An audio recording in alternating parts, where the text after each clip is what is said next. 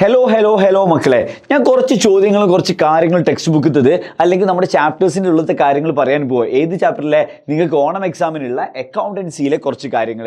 ഈ കാര്യങ്ങളൊന്നും പഠിക്കാൻ നിങ്ങൾ പോരുത്. വിച്ച് മീൻസ് ഈ ചോദ്യങ്ങളൊന്നും ചോദിക്കാണ്ട് നിങ്ങളുടെ ക്വസ്റ്റ്യൻ പേപ്പർ എന്ത് ചെയ്യില്ല, കടന്നു പോയില്ല. ഈ ചാപ്റ്ററിൽ നിന്ന് ഇന്ന ചോദ്യം എന്തായാലും ചോദിച്ചിരിക്കും എന്നുള്ള കുറച്ച് ഇമ്പോർട്ടൻറ്റ് ക്വസ്റ്റ്യൻസ് പറയാൻ വേണ്ടിയിട്ടാണ് ഞാൻ ഈ വീഡിയോ ചെയ്യുന്നത് കേട്ടോ. ഓക്കെ, അപ്പോൾ നിങ്ങൾ പഠിക്കുന്ന സമയത്ത് അക്കൗണ്ടൻസി 11th സ്റ്റാൻഡേർഡിലെ അക്കൗണ്ടൻസിയിലെ ഈ 3 ചാപ്റ്ററിലെ ഇത്രയും ടോപ്പിക്സ് നിങ്ങൾ സെറ്റാണ് എന്ന് എന്ത് ചെയ്യണം, നിങ്ങൾ ഉറപ്പുവരുത്തണം. നമുക്ക് എല്ലാവർക്കും അറിയാവുന്ന പോലെ തന്നെ ഒന്നാമത്തെ ചാപ്റ്ററിൽ വളരെ ബേസിക് ആയിട്ടുള്ള അക്കൗണ്ടിങ് കാര്യങ്ങളെ കുറിച്ചാണ് വരുന്നത്. ഒരു അക്കൗണ്ടിങ് ഡെഫിനിഷൻ എന്ത് ചെയ്യുക, നിങ്ങൾ സെറ്റാക്കി വെക്കുക എന്നുള്ളതാണ്. ഡെഫിനിഷൻ എന്ത് ചെയ്യുക, പഠിച്ചു വെക്കുക. എന്താ ഡെഫിനിഷനെ കൊണ്ട് ഉദ്ദേശിക്കുന്നത്? ഈ പറഞ്ഞതുപോലെ തന്നെ ഡെഫിനിഷൻ എന്ത് ചെയ്യുക, പഠിക്കുക. ഓക്കെ, ഡെഫിനിഷൻ്റെ സ്പെല്ലിംഗ് ഒക്കെ തിരി പോകുന്നു. ഡെഫിനിഷൻ എന്ത് ചെയ്യുക, നിങ്ങൾ പഠിക്കുക എന്നുള്ളതാണ്. Definition accounting is art of recording, classifying, analysing, summarising എന്നൊക്കെ പറയുന്ന ഈസി ആയിട്ടുള്ള ഡെഫിനിഷൻ എന്ത് ചെയ്യുക, പഠിച്ചു വെച്ചേക്കുക. പഠിക്കണമെങ്കിൽ മറ്റേ നമ്മുടെ നിഹാൽ സാറെ വീഡിയോ കണ്ടാൽ മതി, അതിലേക്ക് അടിപൊളിയായിട്ടുണ്ട് കേട്ടോ. ഓക്കെ, അപ്പോൾ എന്താണ് ഡെഫിനിഷൻ എന്ത് ചെയ്തു നമ്മൾ സെറ്റാക്കി വെച്ച് കഴിഞ്ഞാൽ പിന്നെ നമ്മൾ പഠിക്കേണ്ടത് ഇതിൻ്റെ ക്വാളിറ്റേറ്റീവ് എന്ന് പറഞ്ഞ ഒരു ടോപ്പിക് ഇവിടെ ഉണ്ട്. ക്വാളിറ്റേറ്റീവ് എന്ന് പറയുന്ന ടോപ്പിക്കും അതുപോലെ തന്നെ ഒബ്ജക്റ്റീവും, ഈ 2 ടോപ്പിക്കും നിങ്ങൾ എന്ത് ചെയ്യണം, സെറ്റായിട്ട് പഠിക്കണം എന്നുള്ളതാണ്. ഏതൊക്കെയാണ് ക്വാളിറ്റേറ്റീവ്, ഒബ്ജക്റ്റീവ്? കാരണം നമ്മൾ അക്കൗണ്ടൻസി പഠിച്ചു തുടങ്ങുന്നതിൻ്റെ ഭാഗമായിട്ട് ഏറ്റവും ബേസിക് ആയിട്ട് അക്കൗണ്ടൻസി എന്ന് പറയുന്ന ചാപ്റ്ററിലുള്ളതാണ് ക്വാളിറ്റേറ്റീവും ഒബ്ജക്റ്റീവും. ഈ 2 ഭാഗങ്ങൾ നിങ്ങൾ എന്ത് ചെയ്യണം, എന്തായാലും പഠിച്ചിരിക്കണം എന്നുള്ളതാണ്. Then you can directly go to, നേരെ തന്നെ എങ്ങോട്ട് പോകാൻ വേണ്ടി പറ്റും, അത് കഴിഞ്ഞതിന് ശേഷം ഇനി നിങ്ങൾ പഠിച്ചിരിക്കേണ്ടത് ഏതാണ്, മൂന്നാമത്തെ ടോപ്പിക്. ഡയറക്ട്ലി നിങ്ങൾക്ക് എങ്ങോട്ട് പോവാം, നിങ്ങൾക്ക് എല്ലാവർക്കും അറിയുന്നത് പോലെ തന്നെ അക്കൗണ്ടിങ് ടേംസിലേക്ക് പോകാൻ വേണ്ടി പറ്റുന്നതാണ്.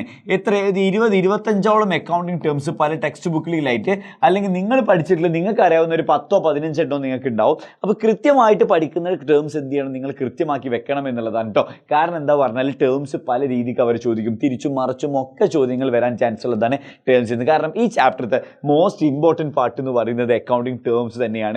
ആ അക്കൗണ്ടിങ് ടേംസിനെ കുറിച്ച് കൃത്യമായിട്ട് അറിഞ്ഞിരിക്കുക എന്നുള്ളത് ഈ ചാപ്റ്ററിൻ്റെ ഫുൾഫിൽമെൻറ്റിൽ ആ ചാപ്റ്റർ മൊത്തം പഠിക്കുക എന്നുള്ളതിൻ്റെ ഭാഗമാണ് കേട്ടോ. അടുത്തതായിട്ട് നമുക്ക് മസ്റ്റ് സ്റ്റഡിയിൽ പറയുന്ന സെക്കൻഡ് ചാപ്റ്ററിൽ വേറെ ഒന്നുമില്ല, കോൺസെപ്റ്റ്സ് എല്ലാം സെറ്റാക്കി പഠിക്കുക എന്നുള്ളത് തന്നെയാണ് കേട്ടോ. ഏകദേശം 10-13ഓളം കോൺസെപ്റ്റുകൾ നമ്മൾക്കുണ്ട്. ആ 13 കോൺസെപ്റ്റുകളും കൃത്യമായിട്ട് പഠിച്ചിരിക്കുക എന്നുള്ളത് അല്ലേ. അതെന്ത് ചെയ്യരുത്, ഒന്നും മിസ് ഔട്ട് ചെയ്യാൻ പാടില്ല, ഒരു കോൺസെപ്റ്റ് മിസ് ഔട്ട് ചെയ്യാൻ പാടില്ല. കൃത്യമായിട്ട് എല്ലാ കോൺസെപ്റ്റുകളും പഠിക്കുന്നു. അത് കൃത്യമാക്കി വെച്ച് കഴിഞ്ഞാൽ ഈ ചാപ്റ്ററിൽ ശരിക്കും പറഞ്ഞാൽ ഒരു 80% ക്വസ്റ്റ്യൻ വരികയാണെങ്കിലും ഈ കോൺസെപ്റ്റിൽ നിന്ന് മാത്രമേ ആ ക്വസ്റ്റ്യൻസ് വരുള്ളൂ. അതെന്ത് ചെയ്യുക, കൃത്യമായിട്ട് പഠിച്ചു വെക്കുക എന്നുള്ളതാണ് കോൺസെപ്റ്റ്സിൻ്റെ ഭാഗത്ത് നിങ്ങൾക്ക് ചെയ്യാനുള്ളത്. ഇനി നമുക്ക് മൂന്നാമത്തെ ചാപ്റ്ററിലേക്ക് പോകുമ്പോൾ ദ ഗ്രേറ്റ് ജേർണൽ എൻട്രി തന്നെയാണ് നിങ്ങൾ എന്ത് ചെയ്യേണ്ടത്, പഠിക്കേണ്ടത് എന്നുള്ളതാണ്. ഓക്കെ, ജേർണൽ എൻട്രി എഴുതാനുള്ള ചോദ്യങ്ങൾ പഠിച്ചു വെക്കുക. ഒരു 1, 2, 3, ഒരു 8 മാർക്കിന് അല്ലെങ്കിൽ 6 മാർക്കിന് ചോദിക്കാൻ പൊട്ടൻഷ്യൽ ഉള്ള ഒരു ഫുൾ ഫ്ലെഡ്ജ് ക്വസ്റ്റ്യൻ ആണ് ഇതെന്ന് പറയുന്നത്, ജേർണൽ എൻട്രി എന്ന് പറയുന്നത്. അത് കൃത്യമാക്കി വെക്കാൻ വേണ്ടി ശ്രമിക്കുക എന്നുള്ളതാണ്. അപ്പോൾ ഈ ചാപ്റ്ററിൽ ജേർണൽ എൻട്രി, ഇതിന് മുന്നേ ചാപ്റ്ററിൽ കോൺസെപ്റ്റ്സ്, ഫസ്റ്റ് ചാപ്റ്ററിൽ ഡെഫിനിഷൻ, ക്വാളിറ്റേറ്റീവ്, അക്കൗണ്ടിങ് ടേംസ്. ഈ അക്കൗണ്ടിങ് ടേംസിനാണ് മോസ്റ്റ് ഇമ്പോർട്ടൻസ് കൊടുക്കേണ്ടത്. കോൺസെപ്റ്റ്സ് കൃത്യമായിട്ട് പഠിക്കുക. പിന്നെ ഈ ചാപ്റ്ററിൽ നമുക്ക് പറയണമെങ്കിൽ നമുക്ക് എന്ത് പറയാം, ഗ്യാപ്പിനെ കുറിച്ച് പറയാം. GAP, generally accepted accounting principle and accounting സ്റ്റാൻഡേർഡിലെ അക്കൗണ്ടിങ് സ്റ്റാൻഡേർഡ്സിനെ കുറിച്ചും പറയുന്നുണ്ട്. ഈ ഭാഗങ്ങളും എന്ത് ചെയ്യുക, ലാസ്റ്റ് നോക്കുക എന്നുള്ളതാണ്. ഇത്രയും ഭാഗം അല്ലെങ്കിൽ മാസ്റ്റർ സ്റ്റഡി ഈ ടോപ്പിക്സ് എല്ലാം ചോദിക്കാത്തൊരു ചോദ്യ പേപ്പർ ഓണപ്പരീക്ഷയ്ക്ക് നിങ്ങൾക്ക് പോവില്ല എന്നുള്ളത് ഞാൻ 100% ഷുവറാണ്. അപ്പോൾ ഇത്രയും കാര്യങ്ങൾ എന്ത് ചെയ്യുക, കൃത്യമായിട്ട് പഠിച്ചു എന്ന് ഉറപ്പ് വരുത്തിയിട്ട് you go for your examination. ഇനി നമുക്ക് പറയാനുള്ളത് നമ്മുടെ കമ്മ്യൂണിറ്റിയെ കുറിച്ചാണ്.